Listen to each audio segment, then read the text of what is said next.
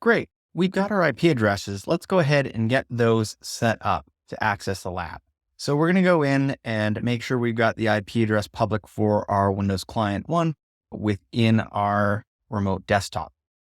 Do this any way you wish, but this is just the quick and dirty way I'm getting into it to show that this works.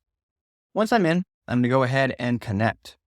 It is TrendRed, TrendAdmin is going to be the username you're going to need to get into this. If you're accessing from another domain, please make sure that you change the domain to make sure that you get access to that. We'll just do the supplied password.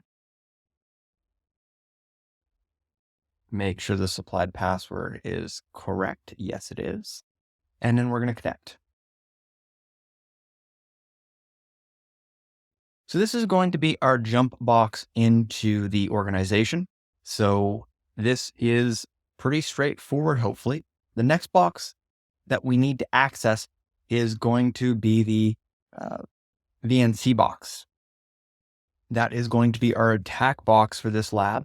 So what we're going to do is we're going to open up a window and we're going to go in and we're going to access this via VNC. So we're going to use that public IP address for the attack box.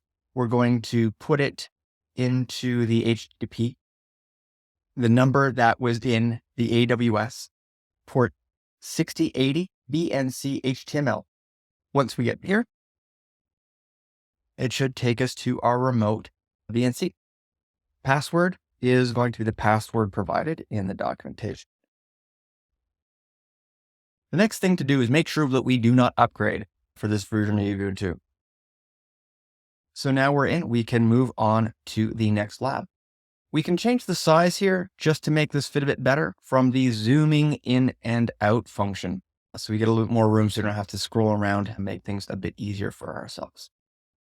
So that's accessing the labs. The next thing that we want to do is to go ahead and run a few commands. We'll talk about that in the next lesson.